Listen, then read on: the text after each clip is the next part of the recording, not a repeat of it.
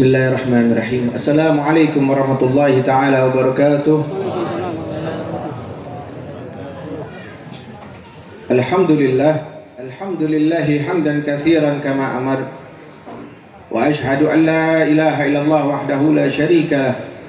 Wa ashhadu anna sayyidana Muhammadan abduhu wa rasuluh. Allahumma ya da'imal fadli 'alal bariyah ya basita yadaini bil 'atiyah.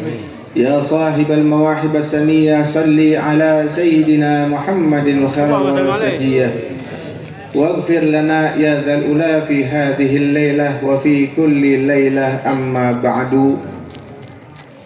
قال الله تعالى في كتابه الكريم أعوذ بالله من الشيطان الرجيم بسم الله الرحمن الرحيم فويل للمصلين الذين هم عن صلاتهم ساهون الذين هم يراءون ويمنعون الماعون.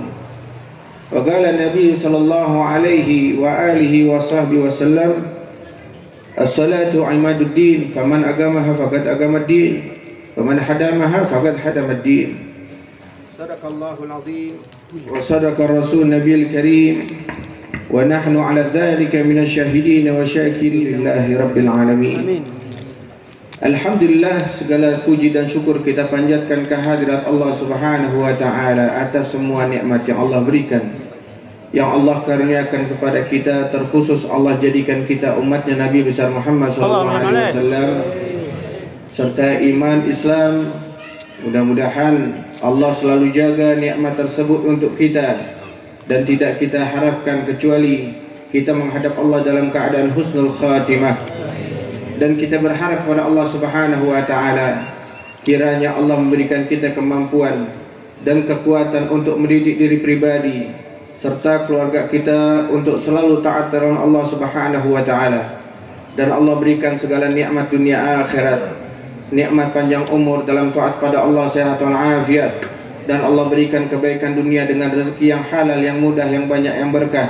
Rumah tangga kita sakinah mawaddah warahmah, anak-anak kita anak saleh dan salihah, dan Allah berikan bakti kita kepada anak kita, dan mudah-mudahan kita semua termasuk orang yang selamat dunia akhirat. Amin ya rabbal alamin. Salawat serta salam semoga selalu tercurah ke hadirat baginda Nabi besar Muhammad sallallahu alaihi wasallam, yang mudah-mudahan kita yang hadir dan kaum muslimin dimanapun berada, mudah-mudahan tidak ada satupun umatnya Nabi kecuali semuanya mendapatkan syafaatnya. Amin ya rabbal alamin. Wa jamal hadirin rahimakumullah, kepada seluruh tamu umat Nabi Muhammad SAW yang hadir di kediaman akhina fillah Al-Habib Muhsin Ibn Umar Ibn Utsman Ibn Hamid Al-Bar beserta keluarga besarnya Al-Habib Taufik Habib Ahmad, dan mudah-mudahan berkumpulnya kita di rumah beliau dalam mengingat Nabi Muhammad SAW, tidak kita pulang dari tempat ini kecuali Allah telah ampunkan dosa serta kesalahan kita. Dan mudah-mudahan keluarga besar daripada Habib Muhsin, Habib Ahmad, Habib Taufik, seluruh keluarga besarnya Allah berikan banyak nikmat dunia akhirat. Amin ya rabbal alamin. Dan juga para terkhusus, para hujaj, para kiaiat, para asatidzah, Al-Hajj Ustaz Amin, Abah Bahar, Abah Wakil, Aman Ustaz Syahabuddin, Ustaz Ahmadi, dan para asidat yang lain, Bapak Furqan, mudah-mudahan orang tua kita semua Allah berikan panjang umur, sehat walafiat, dan insya Allah dengan hadirnya mereka Allah berikan banyak keberkahan buat majlis ini dan kita semua. Amin ya rabbal alamin. Buat para tetamu, bapak-bapak, adik-adik, ibu-ibu semua yang hadir, mudah-mudahan Allah banyak berikan kita kebaikan dunia akhirat. Amin ya rabbal alamin. Wa jamal hadirin rahimakumullah, lakum busyra ijabati wal qabuli minal maula biwasitatir rasuli. Lakum busyra, kepada kalian Allah berikan kabar gembira, yaitu apa? Allah kabulkan segala hajat kita biwasitatir rasuli, dengan perantara Nabi Muhammad SAW. Nabi Adam pun ketika melakukan kesalahan, beliau bertawasul kepada Nabi Muhammad SAW, sehingga murka Allah reda dan Allah ampuni dosa serta kesalahan Nabi Allah Adam alaihissalam. Maka dari sebab ini kita bisa mengambil ibrah. Hendaknya kita senantiasa bertawassul, yaitu mengingat tidak bakalan mungkin kita sampai kepada Allah Subhanahu wa taala kecuali melewati Nabi kita Muhammad sallallahu alaihi wasallam. Dan tidak bakalan satu manusia pun di muka bumi ini sampai cintanya kepada Allah Subhanahu wa taala kecuali melalui pintunya, yaitu Nabi Muhammad sallallahu alaihi wasallam. Maka dari itu kita semua hendaknya, ya Rabb, kita yang hadir di sini dengan keberkahan Nabi Muhammad, dengan keberkahan para zuriyahnya, mudah-mudahan Allah berikan keamanan, keselamatan untuk kita serta keturunan kita dunia akhirat. Amin ya rabbal alamin. Ibu-ibu, bapak-bapak semua jamaah hadir rahimakumullah. Wa'lamu, ketahuilah, arkanudinu salasah, rukun agama itu ada 3. Yang pertama adalah Islam, yang kedua iman, yang ketiga ihsan. Saya akan jelaskan, mungkin enggak keseluruhannya, tapi yang utama adalah tidak dikatakan dia seorang muslim kecuali dia melaksanakan 5 rukun ini. Yang kita pahami rukun Islam ada 5. Asyhadatun an asyhadu an la ilaha illallah wa anna Muhammadar Rasulullah. Hendaknya ketika dia menjadi Islam, dia bersyahadat asyhadu an la ilaha illallah wa asyhadu anna Muhammadar Rasulullah. Malaikat Jibril mendatangi Nabi Muhammad sallallahu alaihi wasallam, kemudian menjelaskan kepada Nabi tentang rukun Islam ini. Masya Allah, nggak sembarangan rukun Islam ini dibuat secara berurutan kecuali ada rahasianya. Yang pertama, kenapa kok syahadat ditaruh di nomor 1? Padahal kalimat syahadat ini mudah diucapkan, akan tetapi tanggung jawabnya berat di hadapan Allah Subhanahu wa taala. Semua orang, bahkan non-muslim, kadang mengucapkan syahadat, kadang mereka istighfar, astagfirullahaladzim. Tapi syahadat ini mudah untuk kita ucapkan. Semua yang ada di sini, semuanya tiap hari dalam sholat 5 waktu kita mengucapkan asyhadu an la ilaha illallah wa asyhadu anna Muhammadar Rasulullah. Akan tetapi untuk menjaga ini syahadat teramat sulit. Dengan itu Nabi Muhammad pernah bersabda, banyak orang yang pagi harinya dia masih Islam, sore harinya sudah kafir. Banyak orang yang di sore harinya kafir, sore harinya muslim, di pagi harinya mereka telah kufur. Kafir terbagi menjadi 2. Ada kafir yang murtad, ada yang kufur iman, atau kufur nikmat. Yang pertama kufur iman, yang kedua kufur nikmat. Banyak umat Islam yang sekarang tanpa sadar sudah keluar dari Islamnya. Kemarin rame tentang pemimpin selain non-muslim, selain mukmin, selain muslim tidak boleh, padahal Allah sudah mengatakannya. Sekarang lagi banyak dari mereka yang meremehkan syariatnya Nabi Muhammad SAW.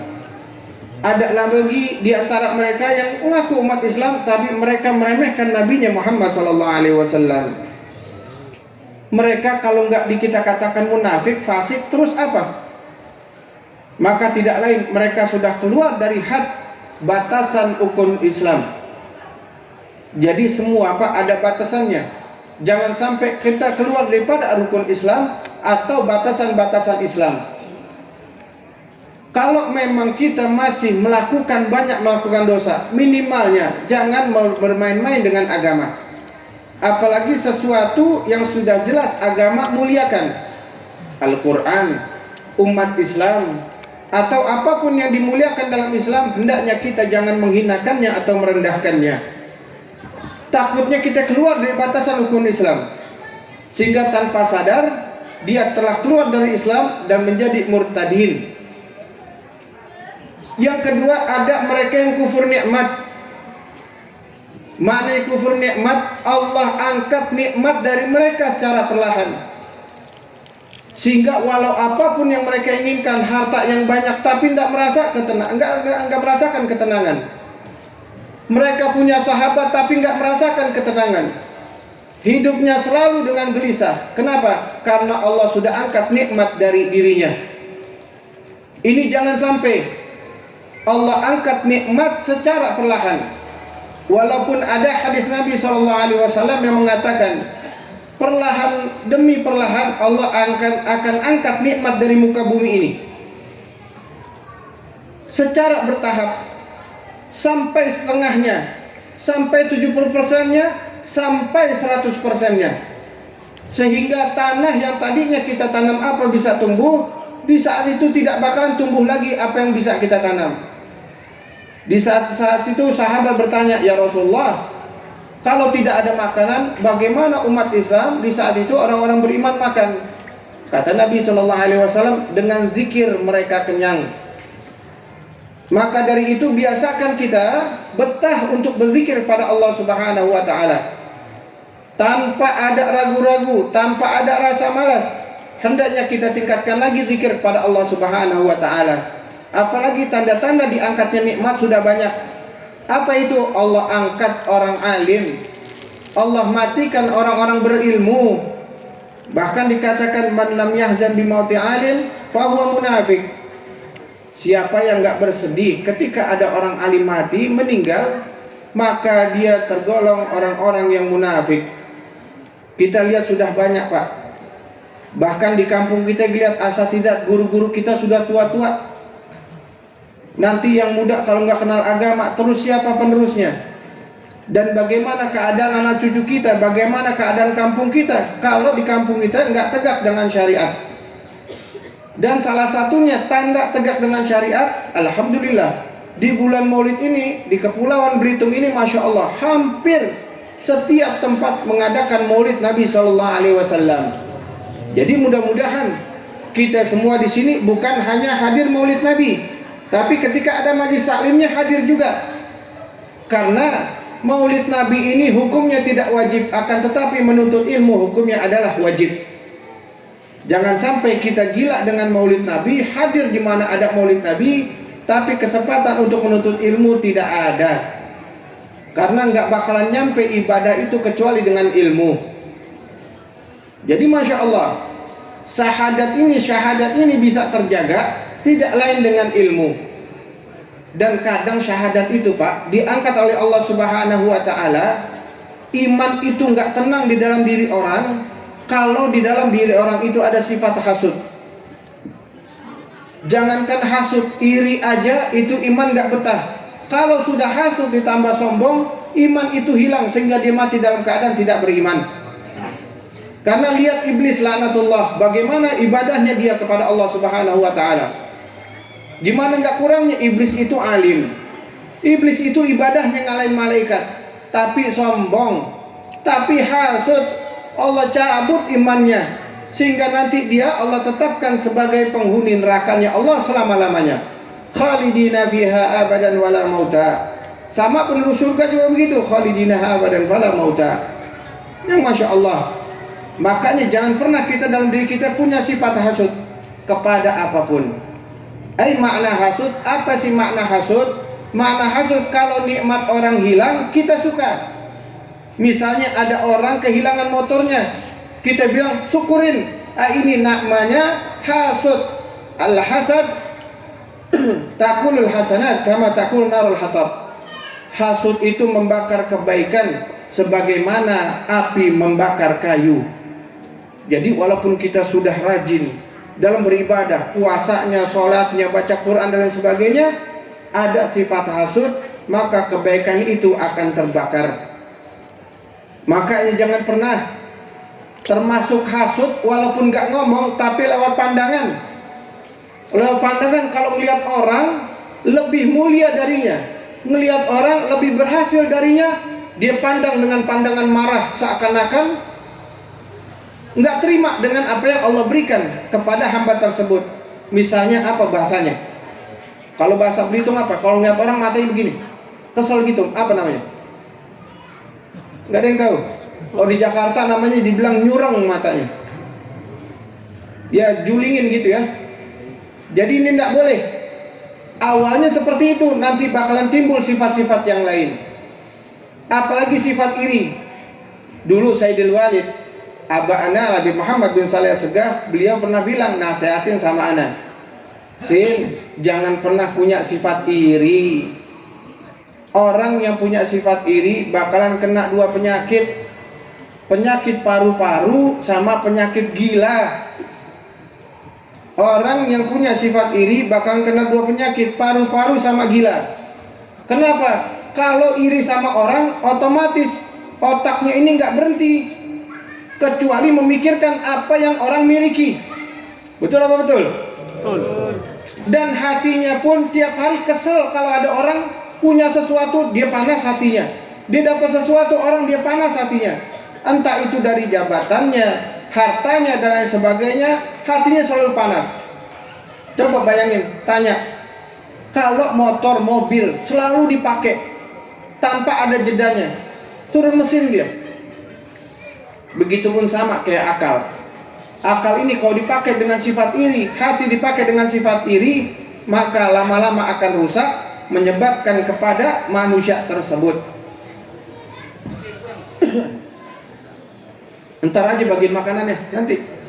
Ntar makannya ntar, bareng-bareng kita. Iya, ntar ada yang ngomong di sini semua udah kenyang, tidur semua akhirnya. Jangan pernah punya sifat iri hasud, dia bakal kena dua penyakit ini, paru-paru atau gila. Hati-hati, khususnya di zaman sekarang. Kadang kita melihat sesuatu yang orang lain miliki, kita panas hati kita. Kata Nabi SAW, man madda ainuhu ala ma ghairuhu famata fagiran. Siapa yang suka memanjangkan matanya terhadap barang milik orang lain yang orang lain miliki, maka dia akan mati dalam keadaan miskin. Miskin di sini bisa menjadi dua, entah dia miskin harta atau miskin iman. Karena sifat iri tadi, sehingga iman yang ada dalam dirinya nggak betah. Kenapa? Iman itu hendaknya di dalam hati orang-orang yang istiqamah, orang-orang yang hatinya tenang, tidak peduli dengan nikmat yang Allah berikan kepada manusia. Dia berharap hanya mendapatkan nikmat dari Allah Subhanahu wa taala, yaitu apa? Kuat dalam takwa kepada Allah Subhanahu wa taala. Jadi makna sabar itu mah dia orangnya sabar. Kenapa? Nggak pernah marah, ini dan sebagainya. Itu bisa dikategorikan sabar. Tapi mana hakikatnya sabar? Mereka yang sabar dalam ibadah kepada Allah Subhanahu wa taala. Ketika taklim duduk, pantatnya nggak goyang-goyang kelamaan, nggak ngeliatin jam, ini itu dan sebagainya. Ketika dia duduk zikir, dia dalam keadaan tenang, nggak mau buru-buru selesai. Ketika sholat pun nggak cepat, kayak sholatnya binatang. Mereka dengan khusyuk. Maka ini tanda-tanda daripada orang yang Allah berikan kenikmatan dalam ibadah. Inilah orang-orang yang sabar. Maka dari itu di zaman sekarang, kalau boleh Anda katakan, Pak, ajarin anak istri kita untuk menghafal 10 ayat surat Al-Kahfi. Hafalin itu 10 ayat surat Al-Kahfi, karena Nabi mengatakan siapa yang menghafal 10 ayat surat Al-Kahfi, maka dia akan terhindar daripada fitnah Dajjal. Fitnah Dajjal sekarang sudah banyak, lebih banyak daripada maling motor. Kalau maling motor, paling motor kita atau harta benda kita yang hilang. Tapi sekarang ini banyak maling iman yang berusaha agar iman kita hilang. Kita ragu terhadap Allah, kita ragu terhadap Nabi Muhammad, dan kita ragu terhadap syariatnya. Maka itu hati-hati. Kita mesti jaga seleksi pilih. Jangan sampai ini kampung kemasukan namanya Islam Nusantara. Ini kampung kemasukan LDII. Ini kampung kemasukan faham Wahabi. Apalagi ini kampung kemasukan faham Syiah dan lain sebagainya. Cukup istiqamah di Ahlus Sunnah wal Jamaah. Yang saya yakin 100% faham Ahlus Sunnah wal Jamaah ini yang menjadi penyelamat bagi kita semua mendapatkan ridha Allah dan masuk ke dalam surganya Allah Subhanahu wa taala. Jadi jangan keluar dari Ahlus Sunnah wal Jamaah. Entah mereka yang di luar paham kita mengatakan bid'ah tentang maulid, bid'ah tentang sholawat, kita nggak memikirkan. Karena kita yang merasakan duduk di sini. Kira-kira kita duduk di sini membaca Maulid Nabi Shallallahu Alaihi Wasallam, adakah yang berbuat maksiat? Tidak ada. Tidak ada. Semua di saat ini 40 menit dari Isya sampai ini kelar, tidak lain yang kita ingat cuma Nabi sama Allah, Nabi sama Allah. Ini waktu yang mahal, enggak semua orang bisa dapat. Enggak semua nikmat ini bisa diberikan kepada orang, kecuali Allah dan Rasul yang menghendaki. Dan kita hadir ke tempat ini, aneh dari Jakarta hadir ke sini, bukan karena Habib Mohsin, bukan karena Pak Furqan, bukan karena yang lain, tapi karena Nabi SAW yang mengundang kita untuk bisa hadir di majelisnya. Bayangin kalau diundang sama presiden kita senangnya bukan main. Ini bagaimana Nabi yang mengundang dan Allah Subhanahu wa taala yang menggerakkan hati dan langkah kita sehingga kita bisa sampai di sini. Maka jaga benar-benar, jaga sebaik-baiknya agar jangan sampai nikmat iman ini hilang dari diri kita. Alhamdulillah, Islam ini agama yang paling mudah dan paling masuk akal, di luar daripada agama-agama yang lain. Pernah melihat ada satu agama, bukan maksudnya untuk menghina, pernah melihat ada satu agama kalau mau berangkat kerja itu kencing sapi diminum, dipeperin kepala. Pernah lihat? Alhamdulillah dalam Islam, nikmat Islam tidak seperti itu. Najis ya najis, walaupun kencingnya habaib tetap najis illa Nabi SAW. Jadi lebih masuk ke dalam akal, bisa terima. Bahkan di satu tempat di Thailand, di pedalamannya, kalau suaminya meninggal, istrinya harus dikubur hidup-hidup sama suaminya. Kacau. Ya, Alhamdulillah atas nikmat Islam. Tapi kalau istrinya meninggal, suaminya nggak ikut kubur. Nyaman. Senang suaminya. Jadi di Thailand bahkan dibakar hidup-hidup tradisinya. Suaminya meninggal, istrinya sebagai bentuk taat kepada suaminya mau nemenin suaminya dalam kubur, dikubur hidup-hidup, dibakar hidup-hidup. Tapi kalau istrinya meninggal, suaminya enggak. Alhamdulillah atas nikmat akal. Ada satu paham yang kotoran imamnya itu lebih suci daripada yang lain, sehingga kotorannya itu dibalurin ke seluruh tubuhnya. Alhamdulillah nikmat Islam enggak seperti itu. Jadi Islam ini Pak, enggak perlu mudah dipahami buat orang yang pintar. Buat orang yang bodoh aja kita bisa pahami. Enggak mungkin kalau agama yang benar dan yang baik keluar daripada ajaran-ajaran yang enggak baik. Cukup sudah. Paham Syiah, ada nikah mut'ahnya. Paham Wahabi, mereka membenci Ahlul Bait. Wahabi itu cirinya benci sama habaib. Kalau Syiah benci sama sahabat. Padahal kedua-duanya ini yang Nabi cintai. Tapi kok mereka mengaku Islam. Padahal dalam Islam nggak ada ajaran kebencian. Apalagi terhadap sesama muslim, nggak boleh. Kita semua bakalan mati. Kullun nafsin dha'iqatul maut. Setiap yang berjiwa pada mati, bakal pasti mati. Dan ketika dalam kubur bahkan ditanya, "Waman ikhwanuka?" Siapa saudaramu? Ditanya begitu enggak? Enggak tahu. Aneh pelan-pelan aneh ngomongnya. Kalau orang mati, umat Islam khususnya, sama malaikat ditanya, siapa saudaramu? Man rabbuka, wa ma nabiyuka, wa ma qiblatuka, wa ma imamuka, wa ma ikhwanuka. Wa man ikhwanuka, ditanya seperti itu enggak? Ya. Wah, ente ini ngantuk apa nih? Ditanya seperti itu enggak? Ditanya, kira-kira kalau semasa hidupnya berkelahi terus sama umat Islam, bisa gak jawab? Nggak bisa. Bisa. Kalau selama hidupnya berkelahi mulu, sesama umat Islam berkelahi. Kan ditanya, siapa saudaramu? Dia menjawab, Muslim saudaraku. Kata malaikat, kadzabta, dusta engkau. Engkau mengatakan Muslim saudaramu, tapi selama engkau hidup kerjaannya bertengkar aja. Tidak pernah ada akurnya. Bahkan melihat saudara Muslim dengan pandangan hina. Siapa yang melihat saudara Muslim dengan pandangan hina, itu mata yang gak layak melihat Allah dan Rasulnya di akhirat nanti. Jadi orang yang mati dalam keadaan membenci kepada umat Islam, maka dia walaupun masuk surga nggak kumpul sama Nabi, walaupun dia masuk surga nggak melihat wujudnya Allah, sebagaimana orang yang mati dalam keadaan durhaka kepada orang tua, nggak bakalan. Nah, itu ibu-ibu rame di sana ngapa tuh?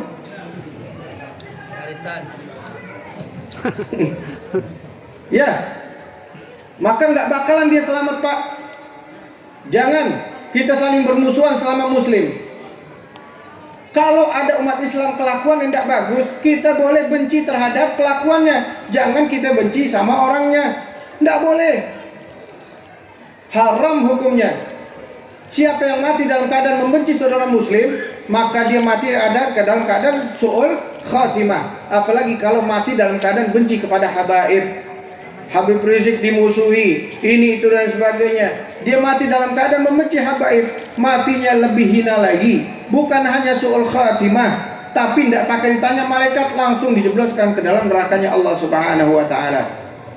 Bagaimana mungkin dia membenci keturunannya sedangkan dia mengharap syafaat dari kakeknya? Jadi bukan hanya habaib, benci kepada orang Islam aja itu mati su'ul khatimah. Bagaimana benci kepada keturunannya? Jangan sampai iman ini hilang, Pak, gara-gara kita benci akhirnya berkelahi sama saudara muslim, benci kepada habaib, iri kepada mereka, imannya Allah cabut, mati dalam keadaan su'ul khatimah. Jaga ini baik-baik, ente dengarkan, mudah-mudahan ente ingat ini sampai nanti tuanya. Amin. Jangan tidak ada, kita ketawa aja. Kalau ada orang tidak suka atau orang bagaimana, khair insya Allah, tidak perlu kita ladenin. Itu hidup kita jadi enak, luas, tidak pernah ada musuh. Walaupun ada orang mungkin yang nggak suka, itu biasa. Tapi kita merasa tidak ada permusuhan terhadap sama muslim. Saudara muslim tidak ada. Walaupun ada orang yang nggak suka dengan kita hadapi dengan pandangan senyum aja. Ala kulli hal. Taruh ini. Yang kedua, mudah dijalankan, tapi berat amanatnya. Yaitu apa? Sholat. Sholat ini mudah, Pak. Sholatnya kita paling 5 menit. Apalagi subuh 2 rakaat nggak sampai 5 menit, kadang 3 menit udah kelar itu sholat subuh. Tapi berapa banyak umat Islam nggak melaksanakan sholat subuh, nggak melaksanakan sholat 5 waktu. Pantas kata Nabi SAW, afdalu sholatu ala munafikin sholatul fajr wal isya. Sholat yang paling berat dilakukan oleh umat Islam, orang munafik maksudnya, yaitu orang sholatnya fajar dan sholat subuh dan sholat isya.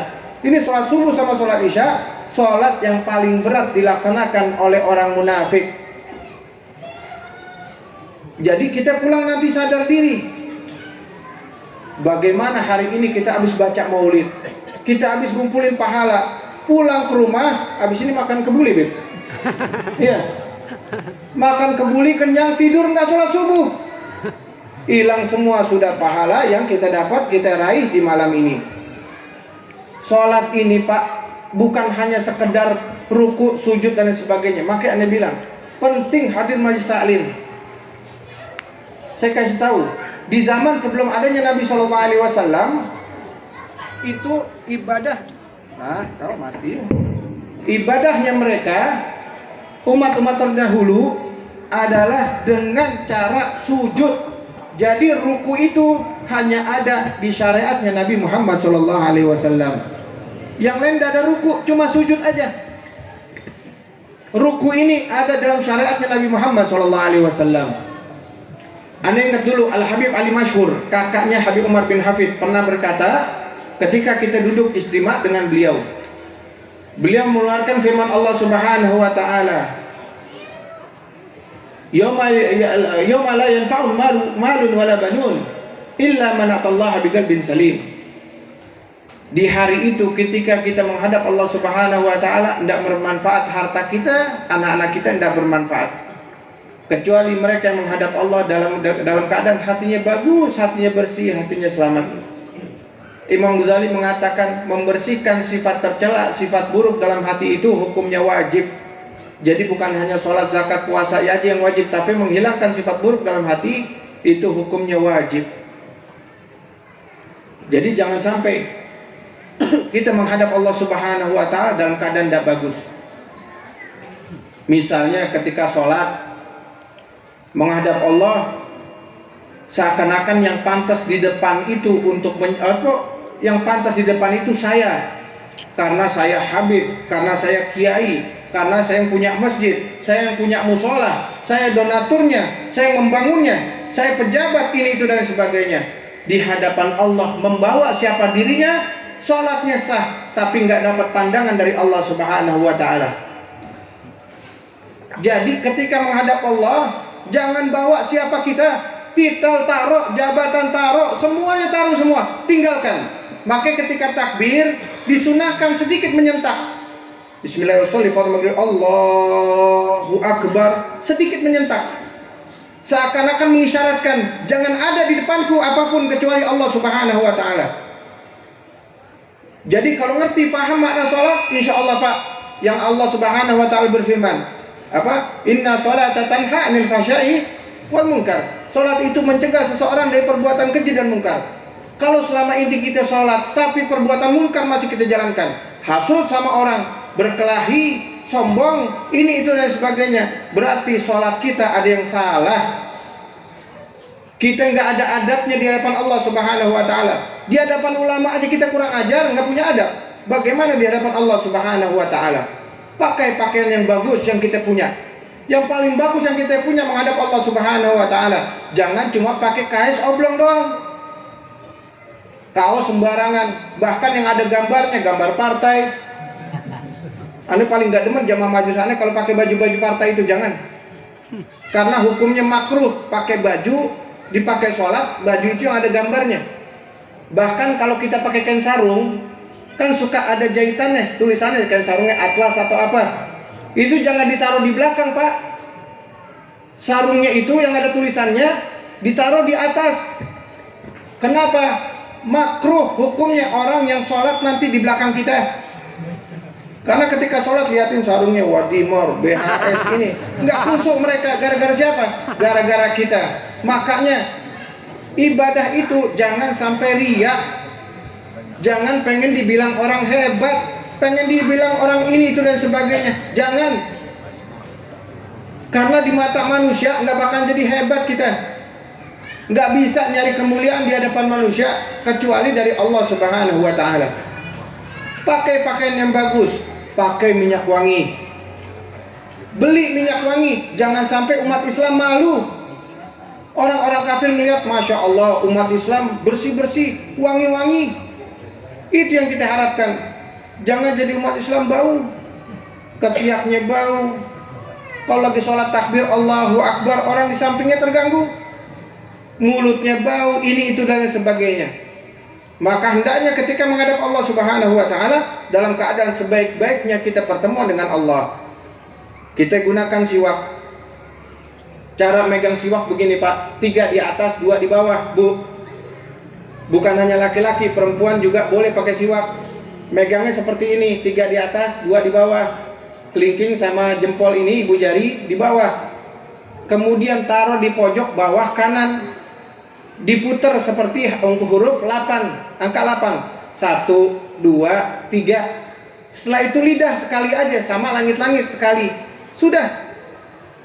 Habib Salim bin Abdullah Syatiri beliau mengatakan, ini salah satu manfaat siwak, mencerdaskan akal. Yang kedua manfaat siwak, mencegah bongkok ya, tua begitu. Yang paling mulianya dalam penggunaan siwak adalah memudahkan seseorang dicabut ruhnya dan memudahkan seorang mendapatkan husnul khatimah.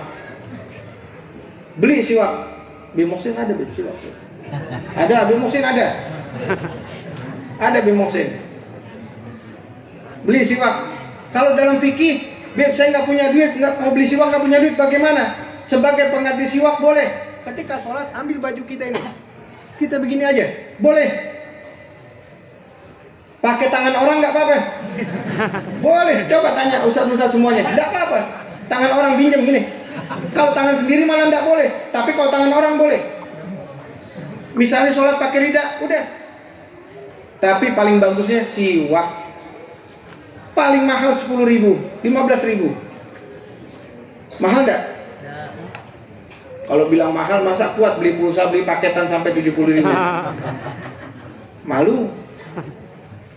Siwak, pakai siwak. Kemudian diri menghadap Allah. Kita malu. Bayangin Pak, kalau saya punya salah sama orang, banyak salah saya sama orang.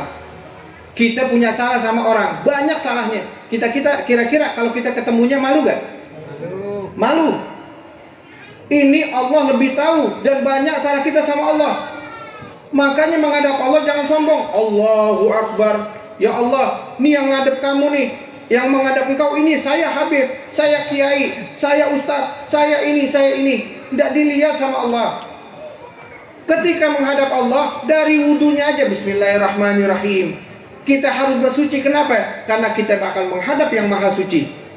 Imam Ali Zainal Abidin kalau wudu aja sampai merah-merah, mukanya pucat, bahkan sampai pingsan. Ditanya Imam Ali, ya Imam, kenapa sampai begini? Apakah engkau tidak tahu akan menghadap siapa kita sekarang ini? Allah melihat ke dalam hati kita, tidak dari pakaian. Aneh pakai begini, pakai imamah, pakai ini karena ittiba sunnah Nabi SAW. Habib Mohsin ada bilang pakai Bib, kalau ente nggak pakai, aneh nggak mau ceramah, pakai. Nggak pantas Bib, begini, nggak masalah, nggak pantas. Orang mau ngeliat nggak pantas pakai imamah, nggak ada urusan. Yang penting kita niat ittiba, mengikuti sunnah Nabi SAW. Jadi ini pun tanda dari Nabi SAW yang membedakan umatku dengan bukan umatku. Qalanis, peci, tapi ada imamahnya. Jadi pakai boleh, nggak apa-apa. Tapi jangan macam-macam ya. Jangan yang macam-macam. Walaupun cara pakai imamah itu ada yang mengatakan 300 lebih cara pakai imamah. Kalau yang tingkat kayak Habib Umar, kalau santri itu cuma 3 tingkat. Kalau sudah nikah boleh lebih dari 3 tingkat. Kalau orang alim lebih dari 7 tingkat. Jadi ada adab-adabnya. Dan jangan pakai imamah hijau kecuali alim.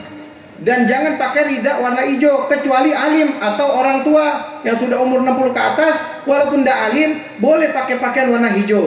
Kenapa pakaian warna hijau? Kenapa warna hijau itu indah? Karena satu, kubahnya Nabi warnanya hijau. Dan menurut penelitian, warna hijau itu menyehatkan mata. Duit? Enggak, ente alhamdulillah tinggal di sini masih banyak pohon. Di Jakarta ngeliat pohon aja susah.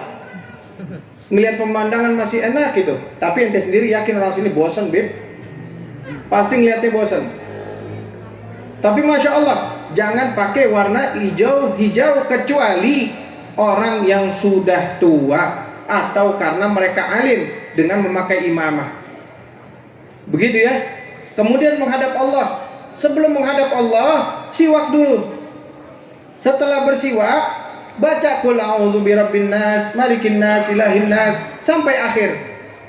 Setelah itu ngadep, ya Allah, ini Husain yang banyak dosa mau ngadep. Pandang dengan pandangan nazarah, biar dosa-dosa kita diampuni dan kita mudah dalam menjalankan atau mencari ridha Allah. Takbir, Allahu Akbar.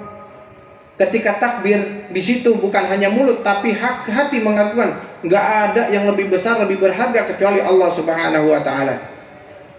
Begitu caranya. Kalau dalam ilmu fikih, sholat merem hukumnya makruh. Tapi dalam tasawuf, kalau sebab merem jadi tambah khusyuk, maka tidak apa-apa. Kan sekarang orang aneh-aneh. Sejadahnya kadang gambar Ka'bahnya bagus, bahkan ada kompas lagi depannya. Ada kan seperti itu? Ada. Itu bikin gak khusyuk dalam sholat. Gara-gara kita sholat molek, mata kita, ya, kita ngeliatin jadi gambar Ka'bah sama kompas jadi gak khusyuk, merem. Kalau merem memang khusyuk, maka tidak menjadi makruh.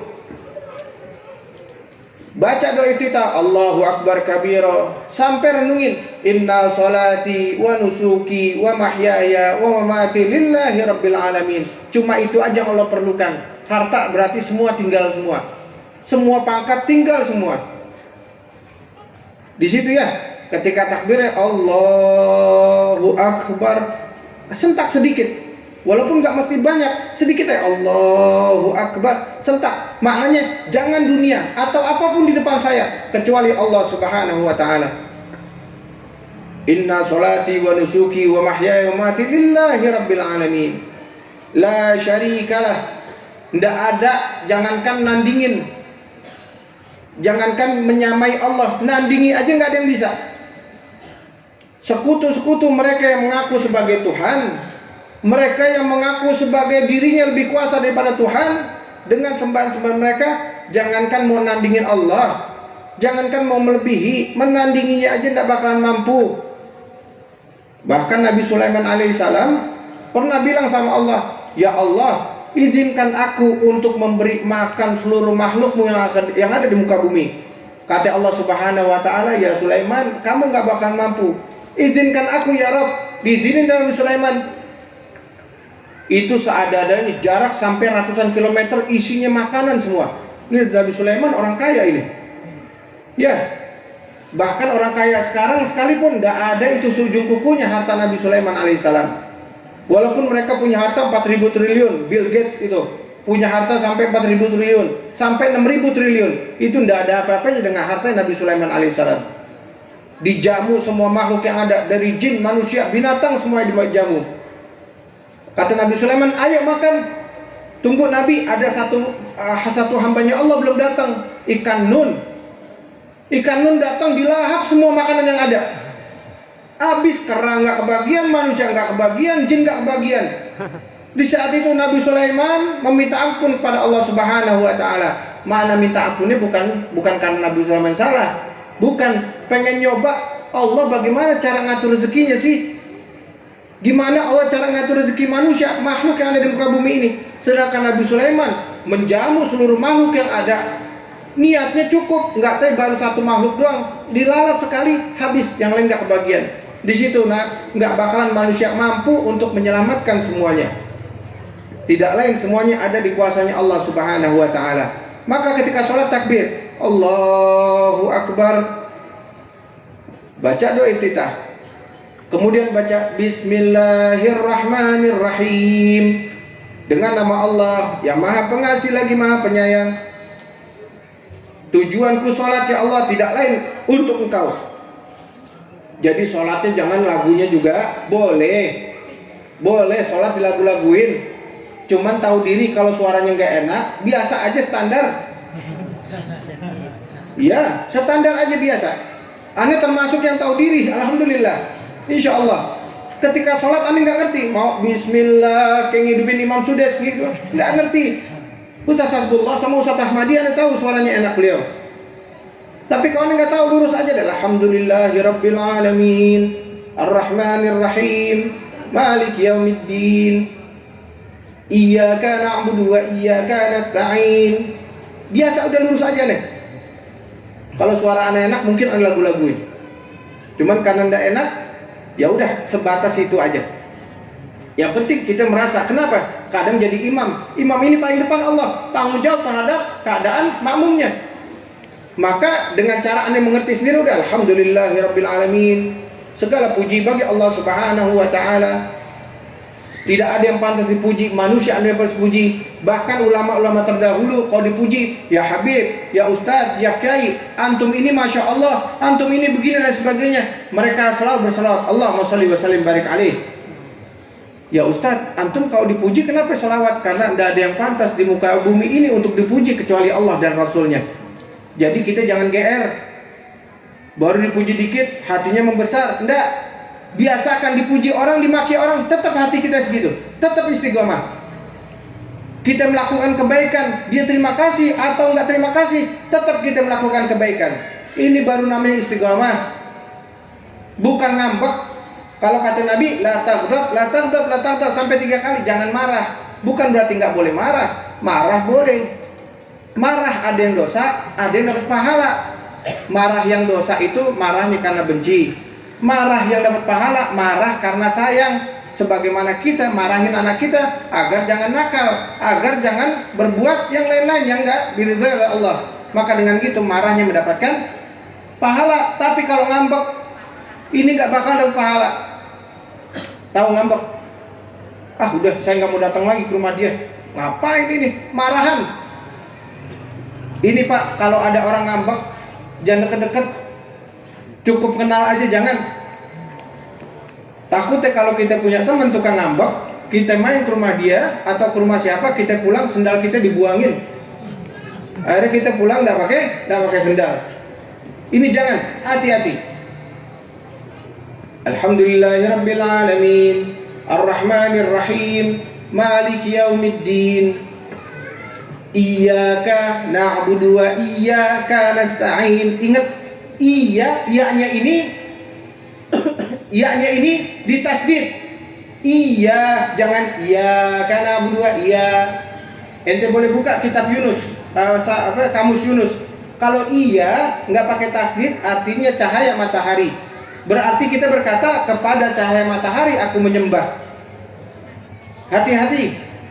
Dan disunahkan dibaca iyyaka na'budu wa iyyaka nasta'in. Jangan iyyaka na'budu wa kanas, jangan. Karena ada setan namanya kana dan ada setan namanya kanas.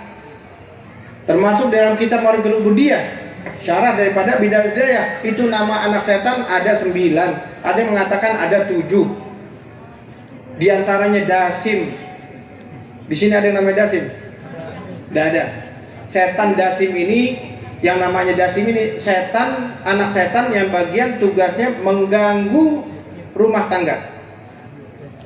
Jadi kalau ada rumah tangga kita berantem mulu sama istri, berarti gara-gara siapa? Dasim. Saya nggak kelihatan ya. Ya, jangan nanti punya anak kita namain Dasim ya. Baca itu iyyaka na'budu wa iyyaka nasta'in, ihdinas siratal mustaqim sampai waladdallin. Amin. Sebelum amin, rabbighfir lana wa liwalidina, amin. Kemudian ruku, baca surat, kemudian ruku sebaik-baiknya ruku. Bu, kalau bedanya ibu-ibu, perempuan sama laki-laki, kalau laki-laki takbirnya begini, Allahu Akbar. Tapi kalau perempuan rapat, Allahu Akbar. Dan ingat ketika sholat, khusus perempuan, biar sah sholatnya, ini dagu sampai sini nih bu. Jangan di bawah dagu ini kelihatan pakai kerudungnya. Kalau ininya kelihatan, sholatnya tidak sah. Apalagi sampai sininya kelihatan rambut ini, sholatnya tidak sah. Hati-hati. Kalau perempuan tangannya boleh kelihatan sampai sini nih bu. Jadi ini kelihatan tidak apa-apa. Yang penting dari mana pergelangan tangan ke bawah ini tidak boleh kelihatan. Jadi sampai kita takbir Allahu Akbar, ininya kelihatan, sholatnya batal, tidak sah. Laki-laki dengan renggang, perempuan rapat, Allahu Akbar. Rukunya juga seperti itu. Laki-laki kakinya, ini kita belajar ilmu aja Bipeh, nikmat ya. Kalau sholat kakinya rapat, hukumnya makruh, haram, maaf. Sholat kakinya rapat, hukumnya haram. Ini bukan cuma silat yang ada kuda-kudanya, sholat juga ada kuda-kudanya. Jadi kalau sholat kakinya rapat, hukumnya haram. Kenapa? Kalau kesenggol jatuh, tidak ada kuda-kudanya. Terus yang afdal bagaimana? Sejengkal tangannya, tumit dengan tumit.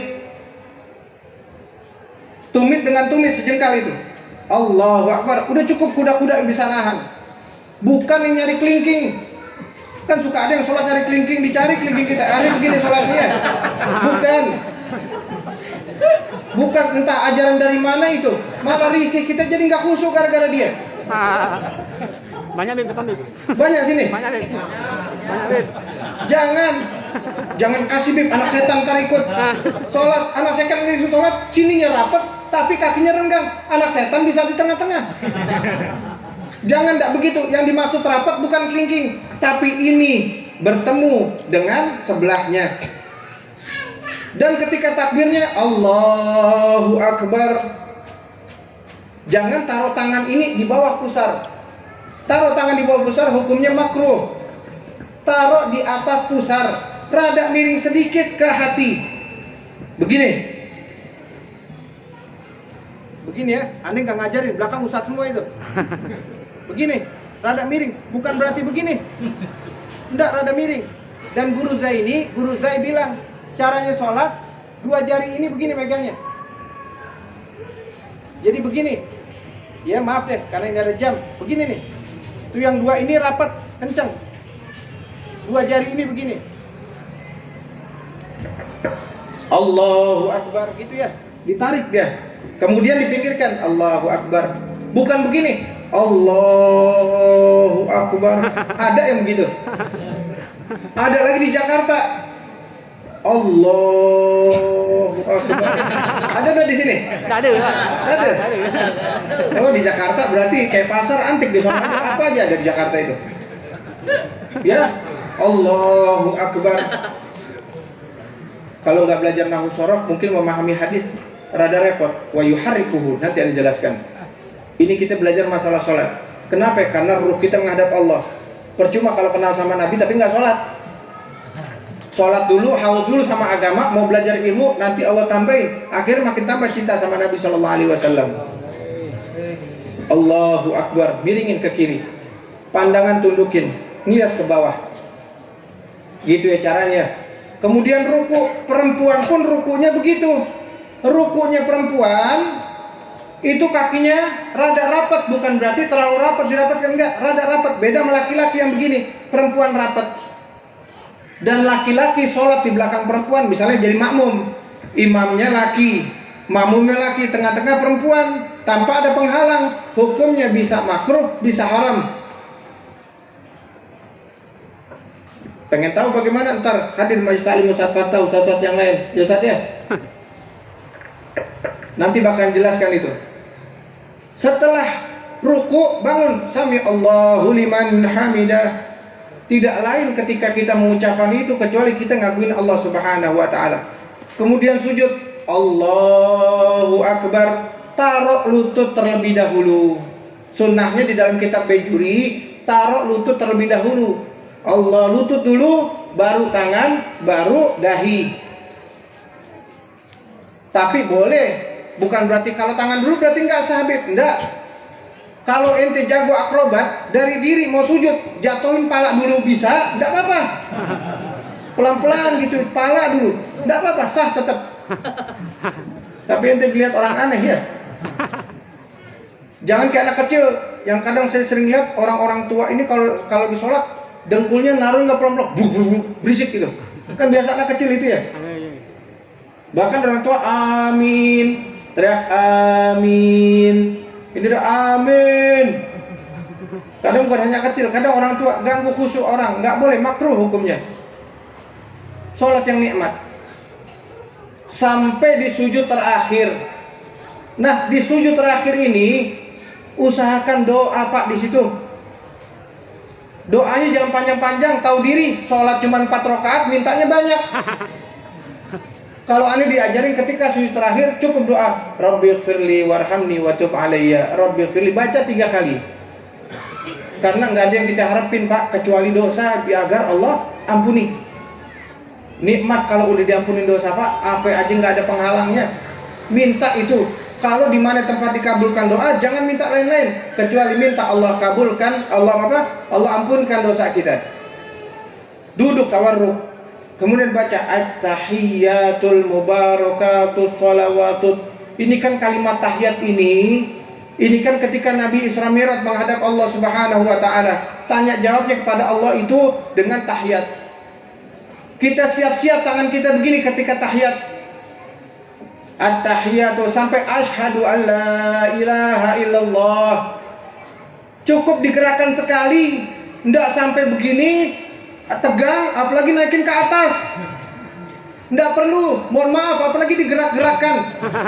Walaupun ini ada film magal, tapi hukumnya makruh. Segala sesuatu yang mengganggu dalam konsentrasi beribadah, hukumnya makruh. Nggak batal sholatnya, karena agak ada anggota tubuh yang bergerak ribuan kali nggak batal, diantaranya mata. Kita sholat, mata kita kedip-kedip 1000 kali nggak batal sholatnya. Tangan kita juga, bibir kita, mulut kita, itu enggak apa-apa, kecuali main-main. Lagi sholat ada anak kita, gitu ya, anak kita takut-takutin dengan mata kita, gitu, kita pelototin. Niatnya bercanda, niatnya main-main, batal di saat itu sholatnya, walaupun satu kali gerakan. Jadi enggak begini. Tulis syahadat, asyhadu alla ilaha. Kalau dia ngerti imla, kalau nggak ngerti imla, asyhadu alla. Wah, tadi pakai sin salah. Hapus lagi nih. Enggak kelar-kelar dia sholatnya. Masuk akal. Maka enggak usah banyak gaya, kalau sholat udah cukup at-tahiyatul. Asyhadu an la ilaha illallah wa asyhadu anna Muhammad. Ketika Muhammadnya, jari ibu jari ini disatukan gini. Wa asyhadu anna Muhammadar Rasulullah. Dan Imam Ibnu Athaillah Iskandari dalam kitab Hikamnya beliau mengatakan, siapa yang mau mudah menjawab pertanyaan mungkar nakir dalam kubur, hendaknya dia merenungkan ketika di tasyahud akhir, khususnya ketika membaca asyhadu an la ilaha illallah wa asyhadu anna Muhammadar Rasulullah.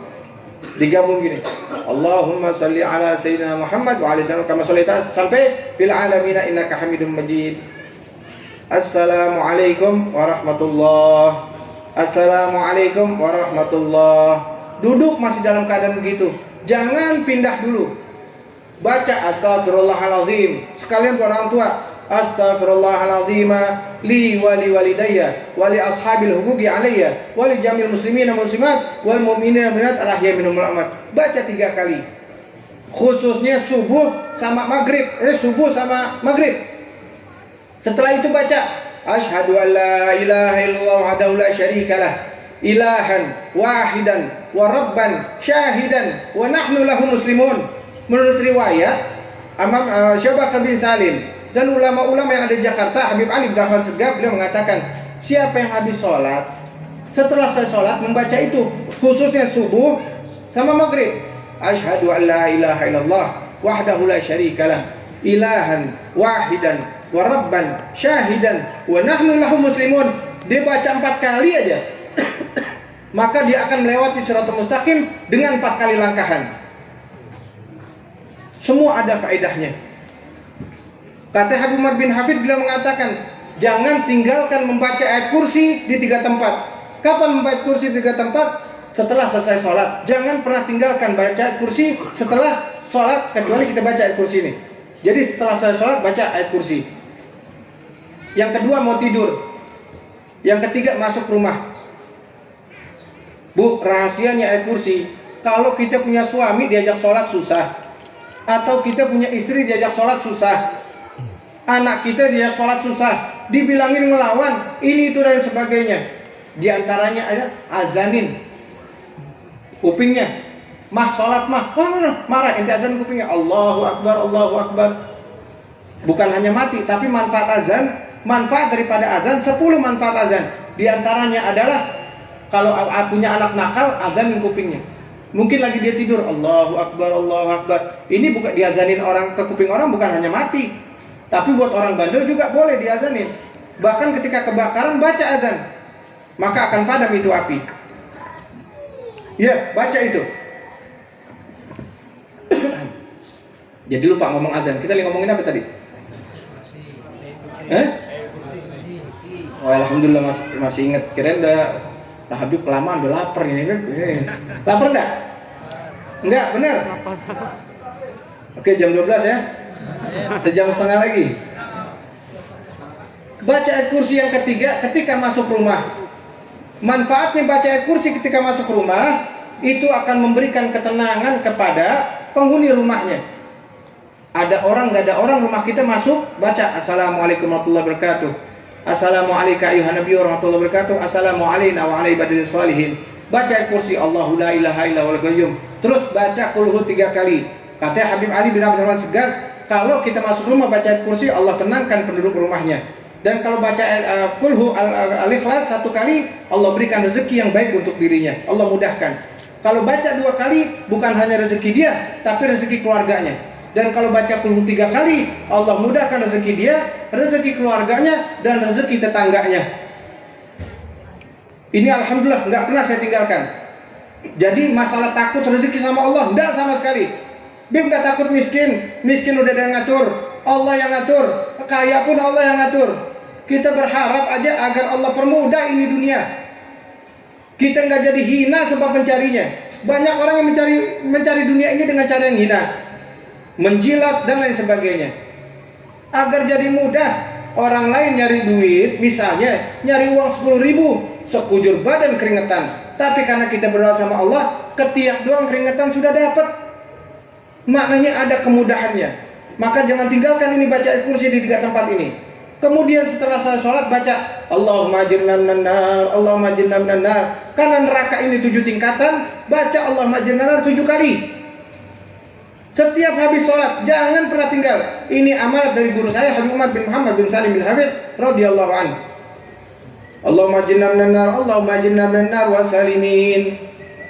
Nah, di saat setelah baca ayat kursi itu, baru si imam sunnah pindah posisi, jadikan makmum di sebelah kanannya. Allahumma antas salam. Bahkan di dalam kitab Bidayatul Hidayah, Imam Ghazali mengatakan jangan tinggalkan. Allahumma antas salam wa minkas salam wa ilaika a'udzu salam fa inna rabbana salam wa adkhilna jannata darus salam tabaraka rabbana wa ta'ala ya dzal jalal wal ikram. Allahumma la mani'a lima a'taita wa la mu'tiya lima mana'ta wa la radda lima qadaita wa la yanfa'u dzal minkal jadd. Allahumma 'ala dzikrik wa syukrik wa husni ibadatik ilahana anta ya rabbi subhanallah. Baca itu subhanallah, alhamdulillah, Allahu akbar, sempurnain 100. Hadis Nabi sahih, siapa yang habis sholat baca ini 3, disempurnakan 100, Allah ampunkan dosa-dosanya walaupun sebanyak buih yang ada di lautan. Tapi banyak habis sholat langsung kabur semuanya, nggak mau zikir. Kata Imam Ghazali, mantarkul wirid kirit. Siapa yang ninggalin wirid, monyet. Itu kata Imam Ghazali. Itu kerjaannya Wahabi tuh. Wahabi Salafi kalau habis sholat diem nggak zikir semuanya. Kalau sholat di tempatnya Ahlussunnah wal Jamaah habis salam kabur. Kenapa? Bid'ah, ahli bid'ah, neraka semuanya. Kalau kita ahli neraka kenapa sholat bareng sama kita? Jadi nggak masuk akal juga. Tapi ala kulli hal, mereka saudara kita sama muslim. Mudah-mudahan ada taubatnya. Nggak ngelihat kita kafir, nggak ngelihat kita musyrik, nggak ngelihat kita ini dan sebagainya. Semua berhak umat Nabi Muhammad ini masuk ke dalam surganya Allah Subhanahu wa taala. Kita sebagai punya nabi rahmat, maka jangan pernah doakan saudara muslim biar masuk neraka. Doakan biar Allah ampuni dosanya dan biar Allah masukkan kita semua ke dalam surganya Allah. Walaupun bagaimana perbuatannya, hatta pemabuk sekalipun, preman sekalipun, orang zalim sekalipun, jangan doakan yang enggak. Cuma sama preman, sama orang zalim, apalagi pemabuk, orang maksiat, jangan doain panjang umur, nggak boleh. Preman didoain panjang umur nggak boleh. Kalau tuh preman umurnya panjang, berarti dosa terus dia. Doakan apa? Biar Allah kasih hidayah. Makanya dikatakan naumu zalim ibadah. Tidurnya tukang rumpi, tidurnya orang hasud, tidurnya preman itu ibadah. Kenapa? Kalau dia tidur nggak ngeganggu orang. Kalau dia bangun ngeganggu orang, mendingan tidur aja. Makanya kalau ente punya preman, Habib Fauzi, kalau ada preman di pasar galak, dia suka ngopi, bikinin aja kopi pakai anti mobil, biar dia tidur 3 hari, dia 3 hari dapat pahala dia daripada dia bangun. Nah, inilah ajaran Nabi kita Muhammad SAW. Jadi indah nikmat.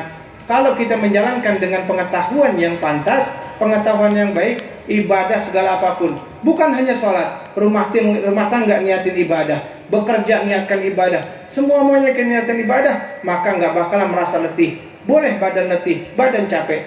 Maka ada mahfal mengatakan kalau untuk dunia biar badan aja yang letih, jangan sampai hati ikut capek juga.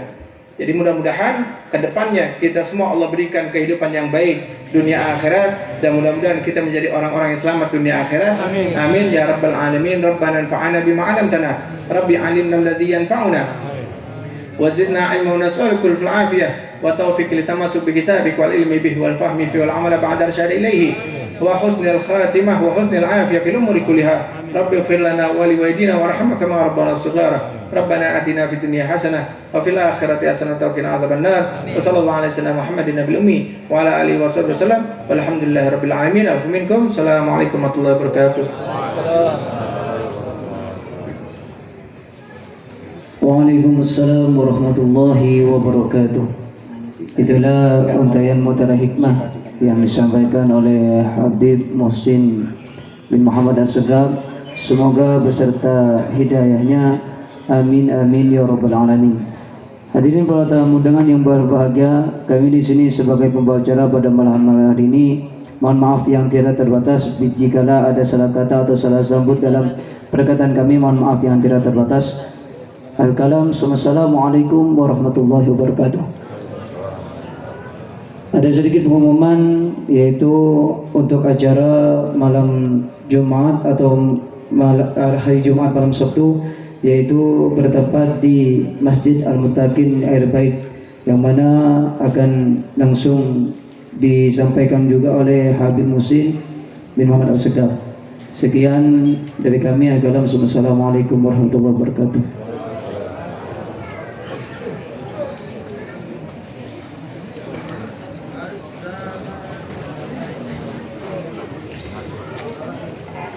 يا للوطن يا للوطن يا للوطن، حب الوطن من الإيمان ولا تكون من الحرمان، انهدوا على الوطن يا للوطن يا للوطن يا للوطن، حب الوطن من الإيمان ولا تكون من الحرمان، انهدوا على الوطن.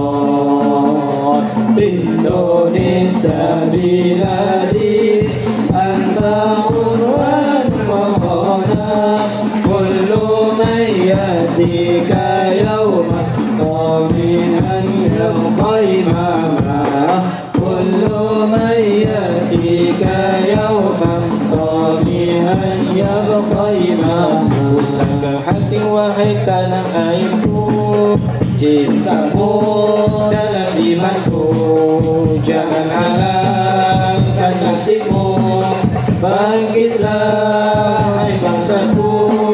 Pusaka hati wahai tanah airku, cintamu dalam imanku, jangan halangkan nasibmu, bangkitlah hai bangsaku.